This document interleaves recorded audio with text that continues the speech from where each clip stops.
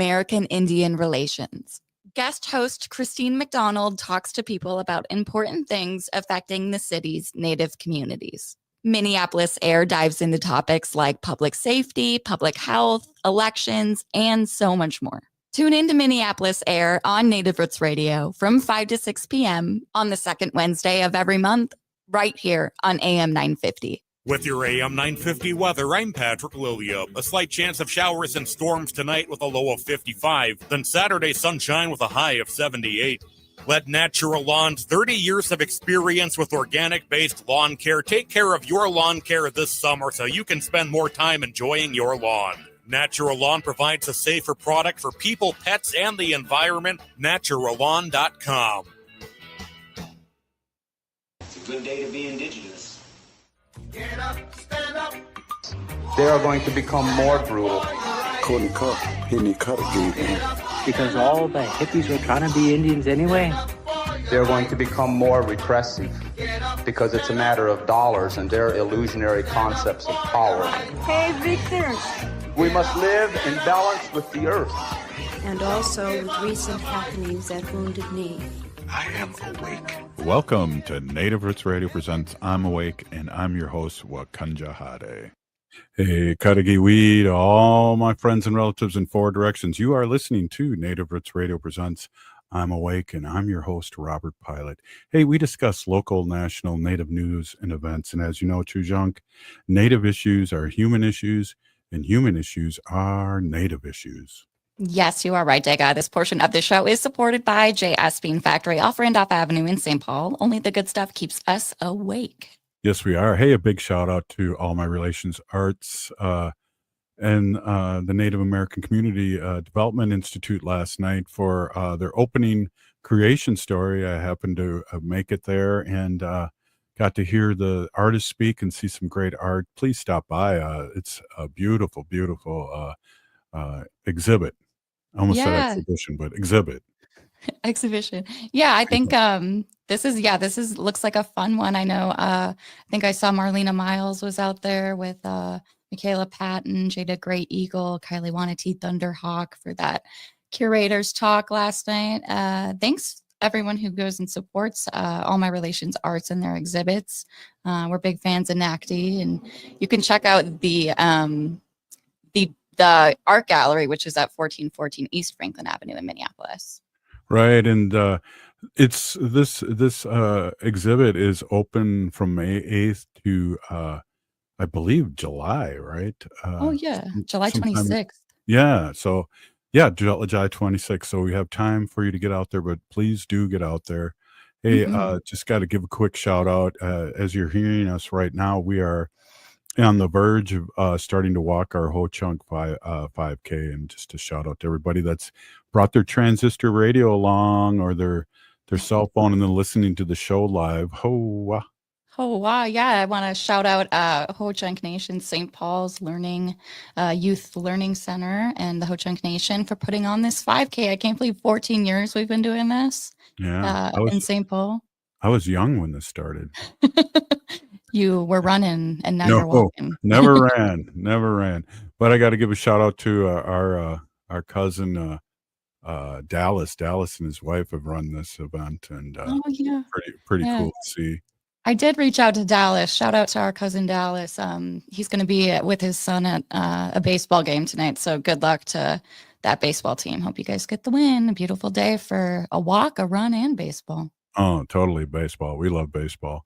Hey, we got Mother's Day coming up here, and I gotta quickly, when we're done talking here, send some flowers to my nanny out in Tennessee. Thanks for the reminder. But there's a powwow. The Little Earth Residents Association is having their annual Mother's Day powwow Saturday, so the day before Mother's Day, from 1 p.m. to 7 p.m. Yes, I think doors might open around noon, but that 1 p.m. is the first screen entry time. And then, of course, at 7 again. I want to shout out Save the Date. Did you mean the creator doors? Because it's an outdoor powwow. So the creator's doors. Oh, is theirs outside? Yeah. I guess that goes to show. I haven't not been there. Well, Yeah, we love you, Little Earth Residents Association, and thank you for putting that on for all of the mothers out there. exactly. Yeah. I wanted to go back. I want to save the dates. We have the Four Sisters Farmers Market coming up. It's starting back up in June 5th to be exact. It's every Wow. Thursday. It runs through pretty much the whole summer from 11 to 3 p.m. Again, that'll be at 1414 East Franklin Avenue in Minneapolis. It's the shared building with Powwow Grounds, Native American Community Development Institute, and All My Relations Arts Gallery. That is, yeah, that's awesome. We love to go hang out, and we see all different kinds of relatives that we don't see that were hibernating during the winter. Yeah. So we get to see them face to face there, and it's always a good time, and always different things going on there. And of course, there's vendors there too. So if you tons need, of vendors. yeah, if you need something, show up. They have great produce selections. I know that they also accept SNAP and EBT, different types of payment options, which is great. What else is going on? There's always Dream of Wild Health is usually there. We have Native artist vendors selling their goods. Edible art comes to mind with Simone. Yeah. We got to get her on again. Plus, we have a Ho-Chunk relative that runs the whole market, so that's cool. Oh yeah, shout out to our friend Destiny. Yes. That you do for Four Sisters and the Food Sovereignty Program with NACD. Right on. And she's been not to talk about her, but she's been really digging deep into the language. I just ran into her at one of the snow snake, and that's so hard to say still. It still is, yeah. Events, and she was there whipping down the snake down the icy path, and had a chance to talk to her. And she's been going Wednesday nights to the language and really learning the language. And I think Jim Funmaker walked by me one time and said, "Why aren't you going to language?" And then she was like right behind him going, "Yeah." Yeah, like, I know. Whoa. I know. We got to get there. I love using my Ho-Chunk language dictionary app. I've been using that a lot too. Just when I can't get to language and stuff. I want to shout out to this Saturday, May 10th. The Anishinaabe Student Council is doing a car wash fundraiser from 11 to 2 p.m. It's going to be in the back parking lot there in Minneapolis, 3100 East 28th Street. It's going to be $10 for the cost of that fundraiser. If you got a dirty car, especially bring that. Otherwise, if you're looking to just help out with the fundraiser, it'd be nice to get your car wash in time for the weekend and Mother's Day. Get those bugs off. And the old saying that I heard a long time ago was when it comes to birds and cars, for some they sing, and for others and then you can fill in the blank what they do to your car. I don't know. Haven't you ever had bird poop on your car? I have. Yes. For some they sing, and for others they, Yeah. Okay. Well, I can when we fill it see in. each other today, I'll explain it to you. Okay. I'm a little off. So again, we're doing our own hacks here right now. Hey, well, I hope everyone out there listening is having a good Friday so far and are looking forward to the weekend. It looks like it'll be beautiful weather. With Mother's Day coming up, I want to shout out to American Indian Family Center here in St. Paul. They just had their open house earlier today. Hope that was awesome. But they are doing something tomorrow, Saturday, May 10th from 10 a.m. to 12. This is for it's a youth workshop, and it's open to youth ages 14 to 24. You're going to be learning how to make a nice breakfast for your mom or grandma this upcoming Mother's Day, which will be the following day. You can take some skills with you to make a delicious breakfast, also share the love, and you can make a beautiful Mother's Day card with American Indian Family Center. It's going to be at the American Indian Family Center at 579 Wells Street, St. Paul. Again, tomorrow, Saturday, May 10th from 10 a.m. to noon. I hope to see you there. There's something happening like May 17th, kind of out your way at the Bellwin Conservancy in Afton. Oh, that's is that the pipe ceremony to welcome the bison. Oh yeah, the bison are going to be coming back. I'm trying to find that in my notes here, but yeah, They welcome the bison back every spring, and they're going to be doing that. It's going to be open to community. I think there might be like a light feast or something going on, but looking forward to that. Feast will be provided, so I kind of think of heavy one, not light one. Oh, wow. Well, I'm excited for that. I'll definitely be there. You mentioned Afton, the Bellwin Conservancy, and I know full moon ceremonies will be happening next week. AIFC, the Family Center, will be hosting theirs on Monday at the Bellwin Conservancy Center. Yeah, and we'll see everyone on American Indian Day on the Hill at the Minnesota Capitol, May 19th at 9:30 a.m. And we'll be there, and I know you'll have your ribbon skirt on, and maybe I'll pull out the ribbon shirt. I don't know. I hope so. Yeah, the red one. Oh, yeah. Up next, we got State Senator Mary Kunesh. Yeah, right on. With her weekly update, and then later on, we'll be having a conversation with Wendy Pilot and her Sacred Animals. Hey, this is Native Roots Radio, and we'll be right back after this short break.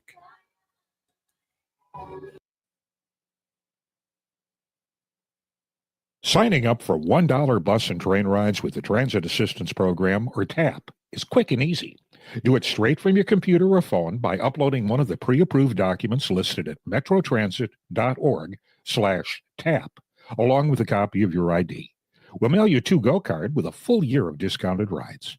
For questions or translation help, call 612-373-3333.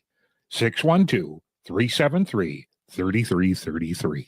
At Metro State University, students learn from expert instructors in high-demand degree programs like healthcare, technology, cybersecurity, teaching, and business. As one of Minnesota's most diverse universities, Metro State is dedicated to providing a welcoming environment for all students. Explore 60-plus bachelor's programs at their May 29th open house in St. Paul. Learn about how free tuition is possible for eligible students through the North Star Promise Scholarship. Visit metrostate.edu/open house. Know your power. Metro State University. Everyone knows I love Rudy Luther Toyota, but do you know who else loves Toyotas? Consumer Reports. They're out with their best of 2025 auto issue, and once again, it reads Toyota, Toyota, Toyota. Of the new 2025 models, Consumer Reports recommends the Prius, Corolla, Corolla Hybrid, the Camry, the Sienna, the Corolla Cross Hybrid, the RAV4, the RAV4 Hybrid, the Highlander, and the Highlander Hybrid. In almost every class, you'll find a Toyota.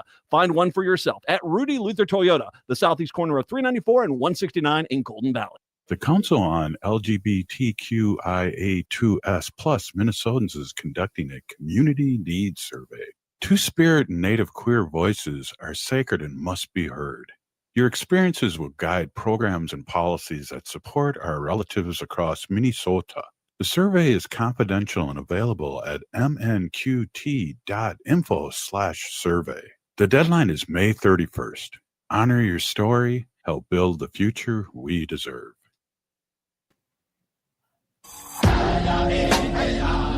Hi, this is Representative Sharice Davids from Kansas. I'm Ho Chunk, and you're listening to Native Roots Radio. And we're back to Native Roots Radio presents I'm Awake, and this is Robert Pilot. This portion of the show is supported by Native American Community Clinic on Franklin Avenue in Minneapolis, honoring health and tradition. Hey, we have our friend State Senator Mary Kunesh on, as we do every Friday, and we're really grateful and blessed to have her on and kind of explain what's going on here politically in Minnesota, but also nationally, and also just kind of talk about, how this affects our Native community too as a whole. And as you know, Native issues are human issues, and human issues are Native issues. Welcome, State Senator, and thank you again for spending some time with us. Yeah, Hamatakayapi, everybody. It's good to be here and to see all of you too.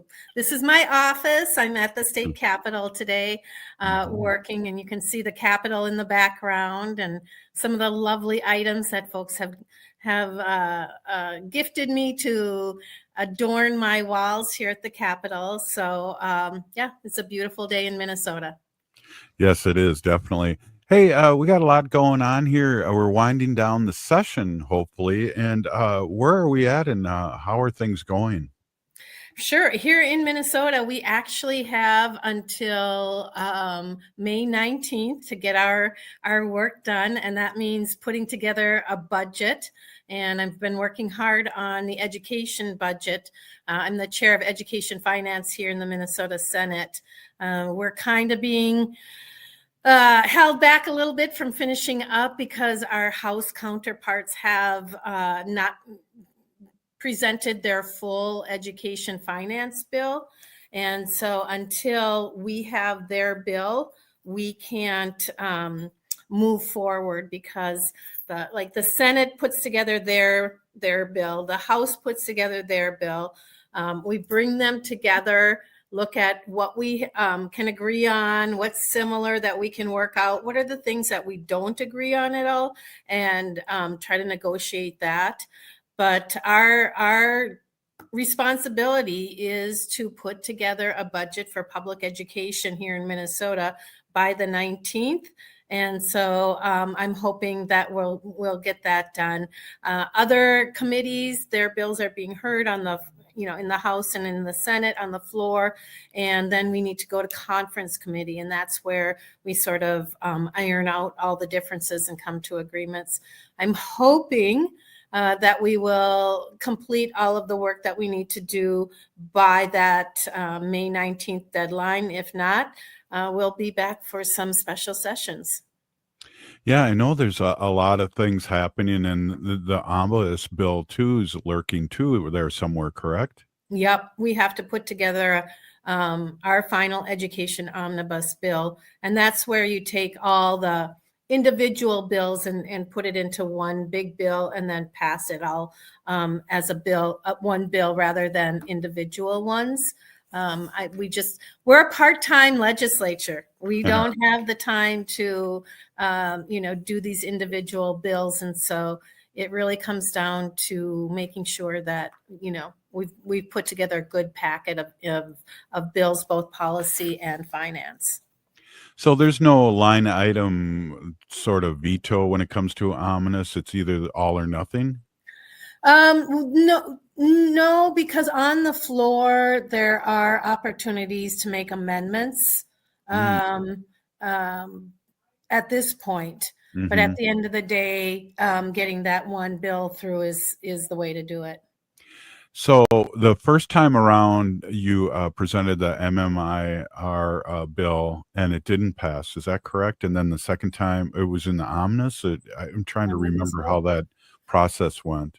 So actually, the first time we had a hearing, I was a state representative in the Minnesota House. Yeah. And I was not getting a hearing on the bill. You have to have that hearing on the bill. And then right at the end, actually, the last day of our deadline, the last committee hearing, Representative O'Driscoll in the House said, "We'll hear your bill." And so they did get it heard. It didn't pass that year in the Senate. It did pass in the House.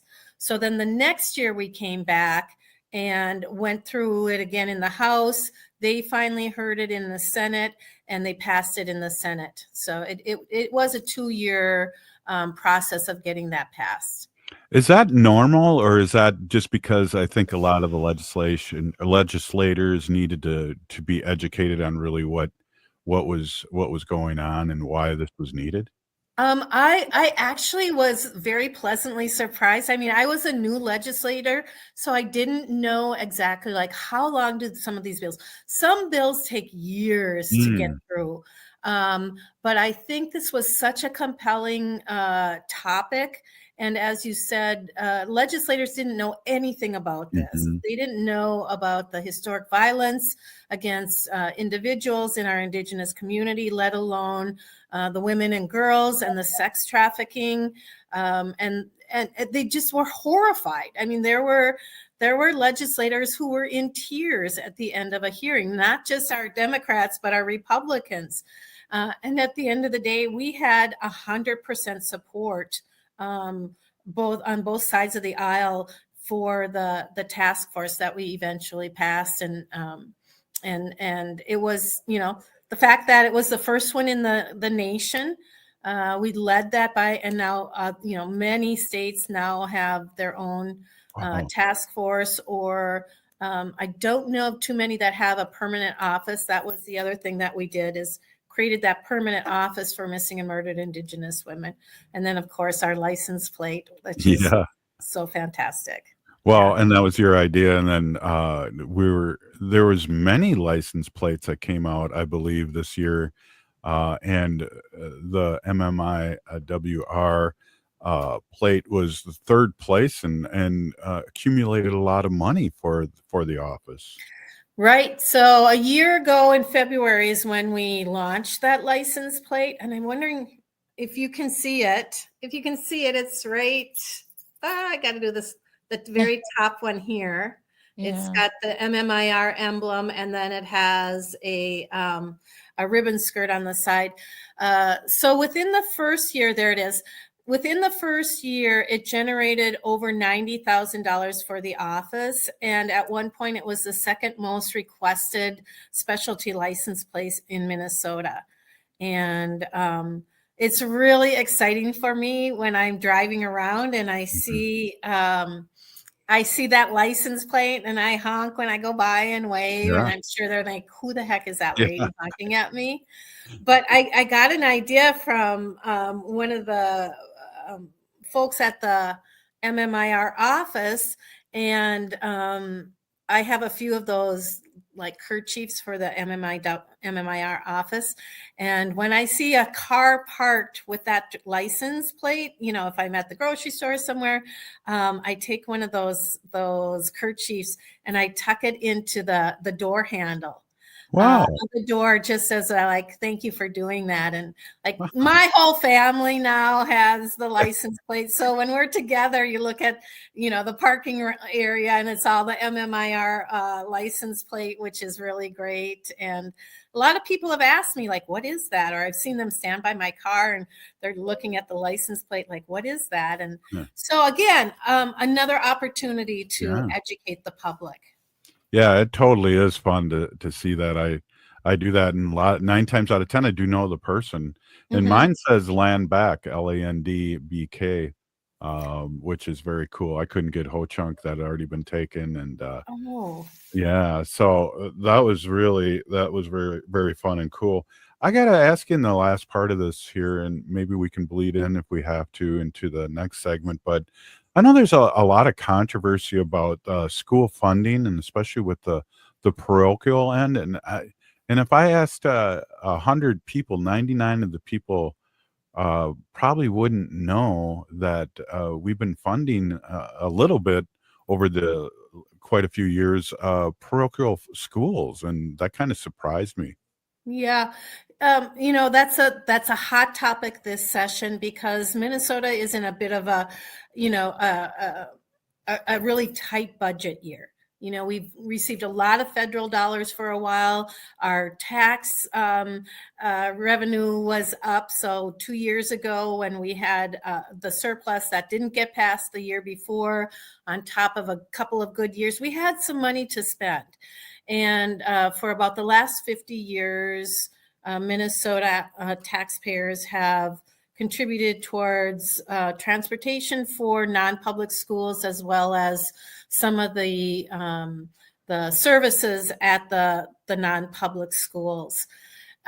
This year, because of our very tight budget, we had to make a lot of cuts in a lot of different areas in our state finance bill for education. And 2 of those areas were non-public transportation, as well as some of the student aid that we had been contributing to our non-public schools. And in Minnesota, and I think a lot of states, our Constitution says that our dollars don't go towards non-public schools. Tax dollars are for public schools. And so when the governor came out with his budget, he had those cuts in his budget.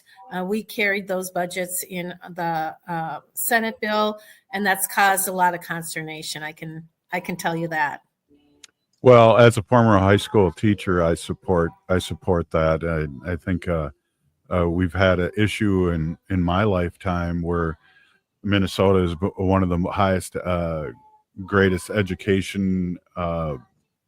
People came all over the country to see how we were doing it, and now it's been slowly defunded over the years. And bravo to you and the governor. And we'll be right back.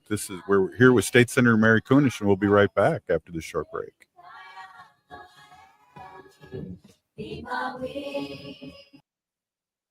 Turn to Auto Technical with your vehicle donation.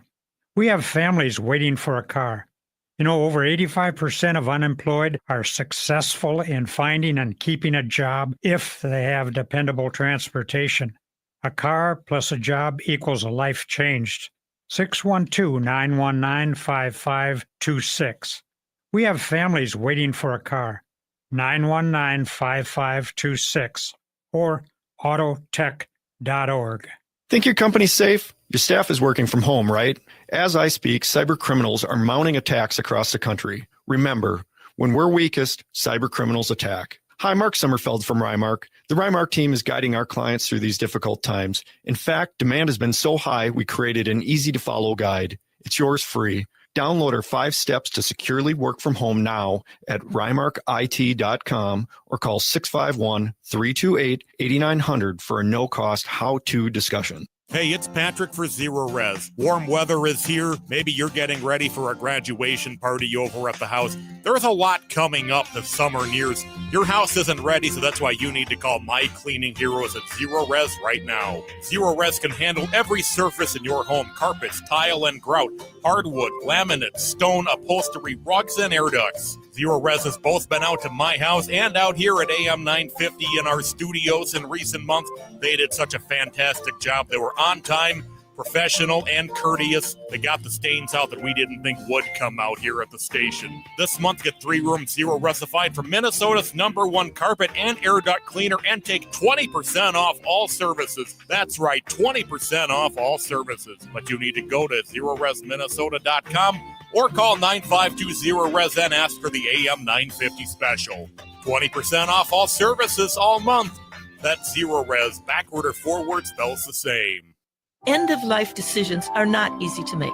Hi, I'm Mary T. of Mary T. Hospice Care. It's important to make sure that this difficult time is meaningful and comforting to you and your loved ones. Our hospice team provides an individualized program of physical, emotional, spiritual, and practical care so your loved one is comfortable and not in pain. At Mary T. Hospice, we understand that choosing the right hospice care provider can be overwhelming, but we're here to assist you. Learn more today at marytinc.com. Hey, it's Freddie Bell, host of New Beginnings, designed for those of us more seasoned, I'll say, with informative talk on everything from health, finance, local and regional news, volunteerism, spirituality, and even a bit of humor tossed in. So if you're proud to be a more seasoned listener, tune in to New Beginnings Sunday afternoons at 1 right here on the Progressive Voice of Minnesota, AM 950. Hi, my name is Katrina Simons, and I invite you to join me for Boldly Challenging Ableism. This is a show that exposes ableism and dismantles myths that marginalize people with disabilities.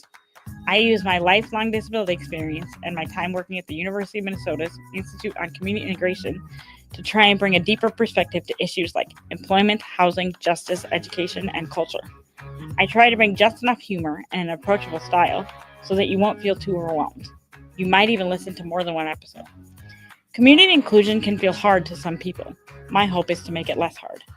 Boldly Challenging Ableism is coming soon to AM 950, and you will also be able to find it on YouTube or your favorite podcast app. Let's change the narrative together. AM 950's newest show, Boldly Challenging Ableism, airs Sundays at 2 p.m. starting on Sunday, May 18th. You can also listen anytime as a podcast or watch on AM 950's Facebook and YouTube pages. Just search Boldly Challenging Ableism. With your AM 950 weather, I'm Patrick Lilia. A slight chance of showers and storms tonight with a low of 55. Then Saturday, sunshine with a high of 78. The music is still the hottest at Crooner's Supper Club in Fridley. Crooner's is located just north of I-694 off Highway 65 and Moore Lake Drive. View their upcoming music schedules and food menus at croonersloungemn.com. You're listening to Native Roots Radio. This is Spirit from Reservation Dogs. Get up and listen.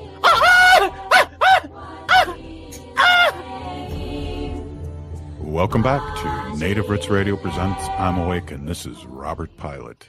This portion of the show is supported by Native American Community Development Institute, or NACD, in Minneapolis. Hey, we are here with State Senator Mary Kunesh of the great state of Minnesota, and really, really always happy to have you on and find out what's going on here locally, politically, and especially with the native slant, so our audience can be caught up on that and all the great things you've done for your and our native community. Welcome back. Thank you. Thank you. It was, we were really getting into the discussion around education in Minnesota. And the one thing I just want to remind folks is that, especially our Native communities, is that your kids are enrolled in public schools, and we have a responsibility from the federal level to educate our students. And so there are dollars that come down from the federal government to specifically address the unique needs, the cultural needs of our Native American kids. And so if your school has 10 or more students, that school is supposed to create a family advisory board of Native folks, and parents should be involved in that and in the discussion of how they're going to meet those unique cultural language needs for our students. And so I want to encourage parents to talk to your community or your schools about the American Indian Advisory Board at your school, and please participate in it because you can make a difference for your students. And I think one thing that we're seeing here in Minnesota, Robert was just, touting how great education in Minnesota is. And this week, they came out with the information about how Minnesota's graduation rate is the highest level on record. And which is, it's working. The stuff that we're doing to get our kids well educated and graduated from high school is making a difference. And that gap between the student group are absolutely, it's shrinking. So 84.2% of the 2024 graduating classes overall graduated. And again, that's the highest graduation rate that Minnesota has ever recorded, which I think is absolutely incredible. And this is, there are a few things that I would attribute to that. Here in Minnesota, we created a no-cost food program to feed our kids. So students can come in and they can receive a free breakfast and they can receive a no-cost lunch as well. And I really think there is a direct correlation to feeding our students and relieving the family of that financial burden, or just the burden of having the convenience of not having to make lunches and meals and that sort of thing. I think that has a direct correlation to this increase in our student graduation rates. This is really good news, but we still are seeing seeing a difference in the demographics by groups. And unfortunately, our American Indian, the rate it's up. The 23 graduation rate was at 61.3% of our students. Wow. The 24 graduation is 62.9. So that is like a 4.5% from the years 2020 to 2024. So the last 4 years, that's increased 4.5%. I do not, in my years of being a teacher, this is the highest I've ever heard it. Yeah, it is. It absolutely is. Yeah. And to back up what you were saying too, for 10 years, 8 years, I was on the Native American Family Council in St. Paul Public Schools. So as a teacher representative, and you're absolutely right about that. Our percentage of students is so small, but we need to speak up for them. And so it's a great opportunity. I have to just echo what you said, State Senator. Yeah. And we have been, working really intentionally. I and other leaders here in Minnesota have been working really intentionally around ensuring that those dollars are getting to our students for American Indian culture programs. And, like we had to legislate that students can wear an eagle feather or plume in their graduation cap. We had to legislate that they could wear their sacred tobacco pouches in school. St. Paul led in the effort to ensure that there's space in the schools to smudge. And we saw that really makes a positive effect in our students. And I think a lot of these things, removing, unfavorable mascots that depict our American Indians in, derogatory ways. I think all of those things really have contributed to this growth in graduation rates. And then not only are students graduating, they're going on to other, to colleges or trade schools. Those opportunities are being really, we're trying to inform the families and the students, like, here are your opportunities. Please don't take them for granted. Of course, we have the Red Lake College now here in the Twin Cities, which I think is just incredible that we have a rural American Indian college. We've got some legislation around helping them out. And so this growing awareness of lack of resources in so many different ways is really tipping the scale, not just for our students, but for our Native communities. I just got to jump back too. I was kind of a rebel for years. I'd have students come into my classroom and smudge if they needed to. And it was, I just have to amplify what you said. It's so important that it's a place, if nothing else, to take a deep breath, a sigh if something's going on personally, or conflict with another student or a teacher, just to take that time to reflect and smudge off. Yeah, I think having a safe place to reset in that way is really important. But in hearing from the districts that are doing that, and from the American Indian education folks, it's not just the Native kids that are doing that. Right. There are non-Native kids that ask, can I go in and smudge? Or whole classes taking a moment to just, recenter yourself, reevaluate where you're going today or in this moment. And it's having really positive effects. Absolutely. And, not to get sidetracked on this, but because I want to ask you about how, you felt with the happenings in Minneapolis too, with the murders and just the safety of our community, and prayers out to all those families, especially.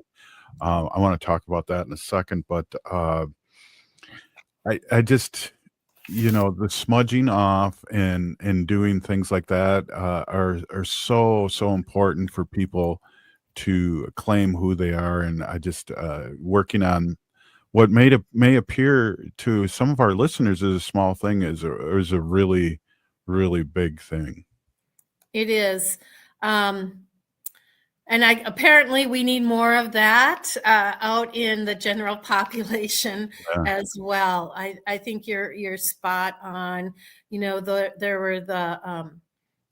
were 5 homicides this week, where they left 4 people dead and 5 people dead, and a seriously injured individual.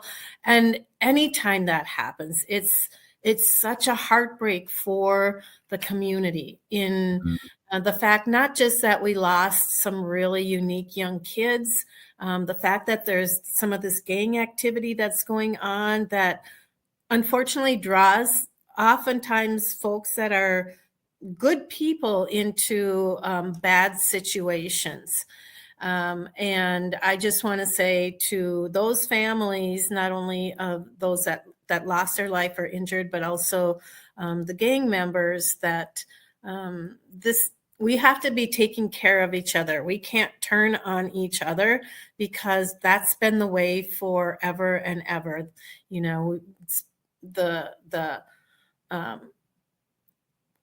plan has been like divide and conquer, right? Each other against each other, and basically eliminate each other. And I just find it in this day and age so heartbreaking when we are trying to do so many good things, and really good things are happening in Indian country. And then we have something as painful as these shootings. So again, my heart and my thoughts go out to those families and to the communities, and hoping that this is not going to be repeated anytime soon.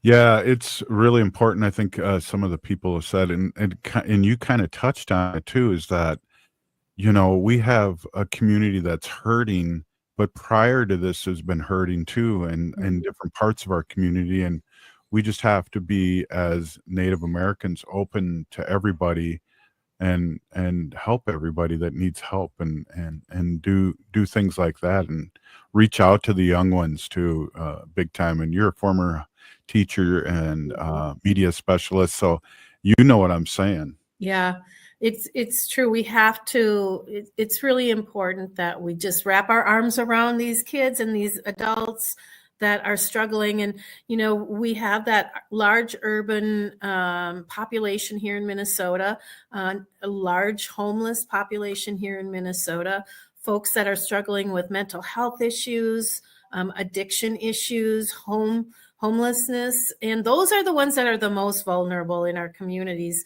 when it comes to these sort of issues. And so we will continue at the state legislature to look for ways that we can support those that need it the most. And again, let's hope that this is the end of that kind of violence. Right on. Thank you so much, State Senator Mary Kunesh, and thank you so much for all you do for the community and nationally. I know you travel all over the country too, and remind everyone, she has a part-time job, or she gets paid as a part-time person that's full-time. So again, appreciate you, and appreciate you coming on every week and sharing with our audience. Thank you. You bet. Thank you. Have a good weekend, everybody. Happy Mother's Day to all those mothers and all those people that mother our children and our adults. Thank you. Good one. Hey, we'll be right back. Native Roots Radio. The Council on LGBTQIA2S+ Minnesotans is conducting a community needs survey. Two-spirit and Native queer voices are sacred and must be heard. Your experiences will guide programs and policies that support our relatives across Minnesota. The survey is confidential and available at mnqt.info/survey. The deadline is May 31st. Honor your story. Help build the future we deserve. The city of Minneapolis is now on Native Roots Radio with Minneapolis AIR. AIR stands for American Indian Relations.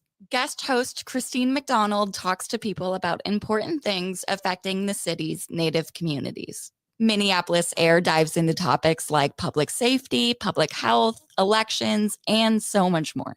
Tune in to Minneapolis AIR on Native Roots Radio from 5 to 6 p.m. on the second Wednesday of every month, right here on AM 950. What does it mean to begin? Creation Story explores Native origin stories through powerful contemporary art, connecting past and present with every brushstroke in sculpture. Explore how identity, culture, and resilience are shaped through art. Creation Story, now at All My Relations Arts through July 26th. This exhibition invites you to the heart of the Ochate-Shikowin storytelling, where spiritual relatives guide the way. Open to all. Learn more at allmyrelationsarts.org. Experience the beginning. Experience Creation Story at All My Relations Arts in Minneapolis. Support for Native Roots Radio comes from the Walker Art Center, an art space that's more than the spoon and cherry. Galleries celebrate contemporary visual art, including Indigenous artists like Edgar Heap of Birds, Cheyenne and Arapaho Nation, and Jim Demini, Ojibwe. Additionally, films screen in the cinema, and performances are shown on stage. Free every Thursday night and free every day for members and citizens of tribal nations. Learn more at walkerart.org. Again, that's walkerart.org. Hi, I'm Jane Fonda, and you're listening to Native Roots Radio. And we're back to Native Roots Radio presents I'm Awake, and this is Robert Pilot. In this portion of the show, we like to bring awareness to our Minnesota wolf population. Say no to the hunts. Hey, we are here with Wendy, and we love talking about our sacred animals. And this is Wendy Pilot with our sacred animal portion. And I just want to introduce my awesome and beautiful wife. Take it away, Wendy. Hey, everybody. My name is Hanajihihani. That means cares for them. And I was given that name by my Dega Curtis. Curtis goes by Mashke Hanajinga, which means walks on white clouds. I am a policy volunteer for Humane World for Animals, formerly known as the Humane Society of the United States, and I work on animal issues at the local and state level. It's always my pleasure to do that. Haley, our producer, sent me an article, which I'm thankful for. Thank you, Haley, for sending me this. And this is from Care 11. It's a news station here in Minnesota, in St. Paul. And this is dated May 7th, 2025. Here we go. Yellowstone National Park, Wyoming. A man was injured in Yellowstone National Park when he was gored by a bison, the National Park Service, NPS, said on Wednesday. So this happens every year, Robert, right? This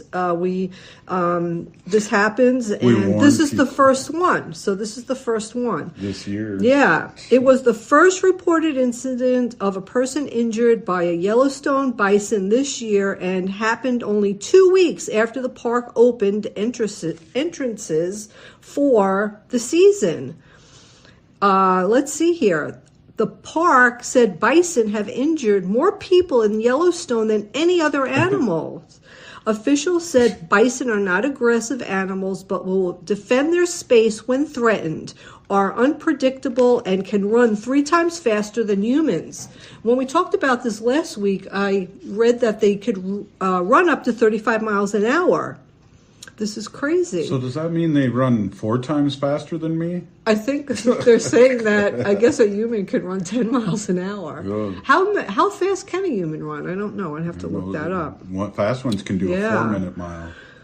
I know. So the incident happened around 3:15 p.m. Sunday in Lake Village area of the park. A 47-year-old man from Cape Coral, Florida, was gored when he got too close to the bison, NPS said in a news release. The man sustained minor injuries and was treated by emergency medical personnel. NPS said the incident is under investigation.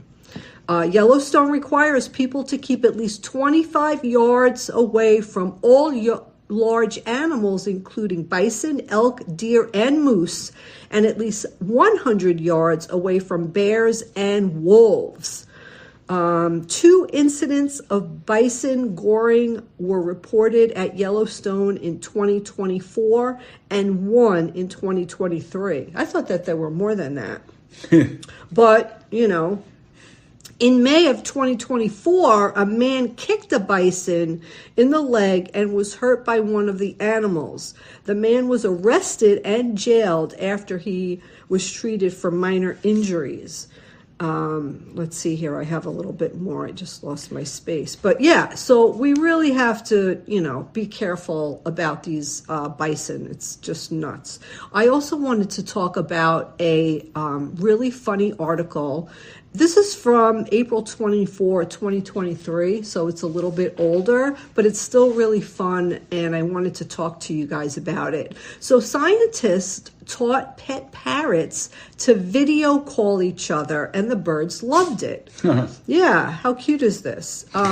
This is an article. This is from Smithsonian Magazine, and it's by Sarah Kuda, who is a daily correspondent.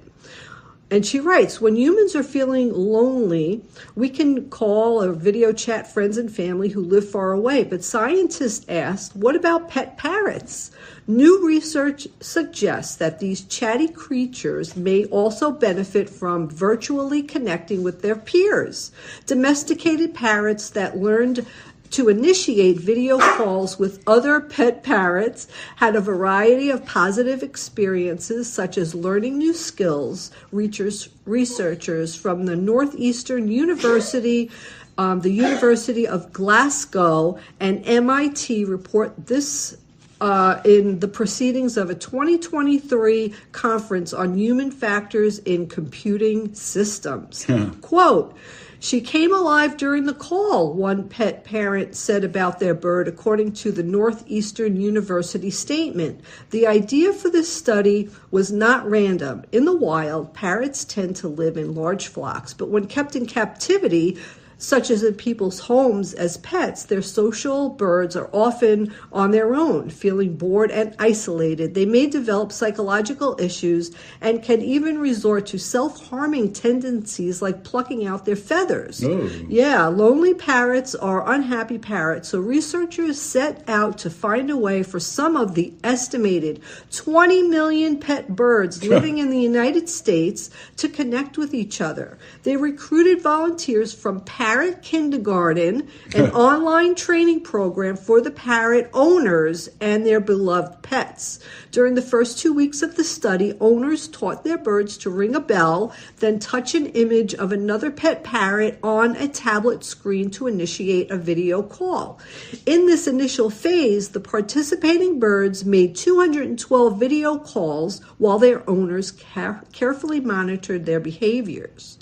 Owners terminated calls as soon as the birds stopped paying attention to the screen or capped their duration at 5 minutes.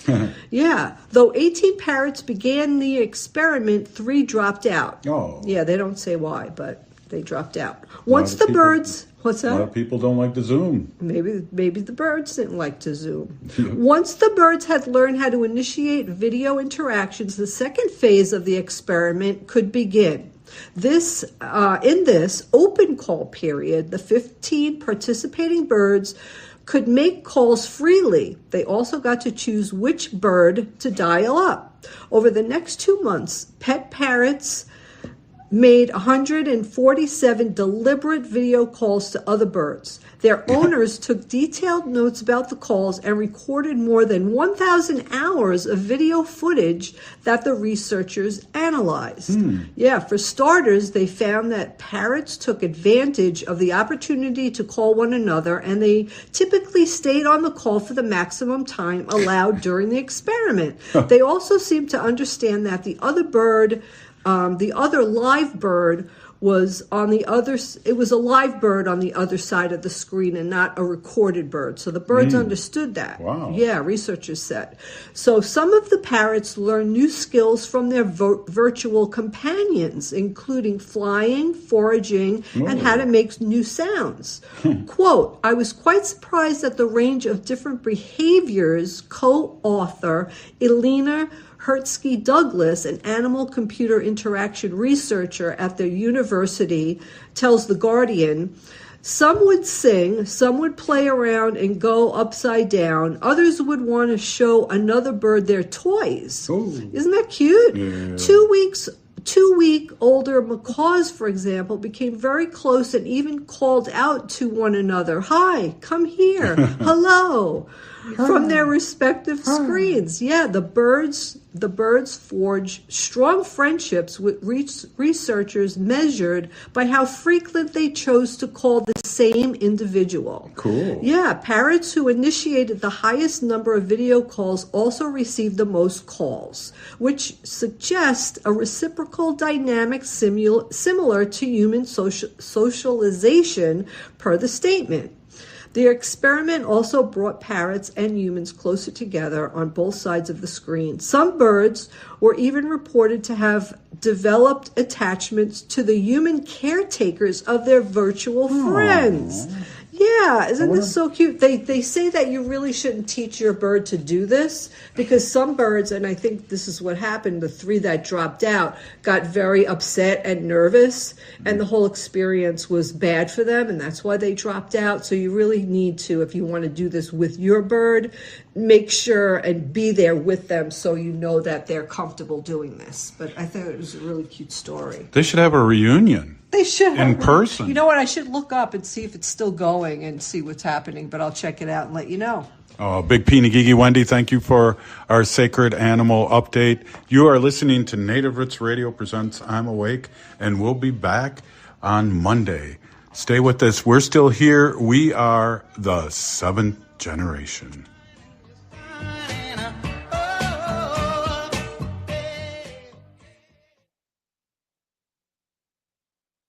Signing up for $1 bus and train rides with the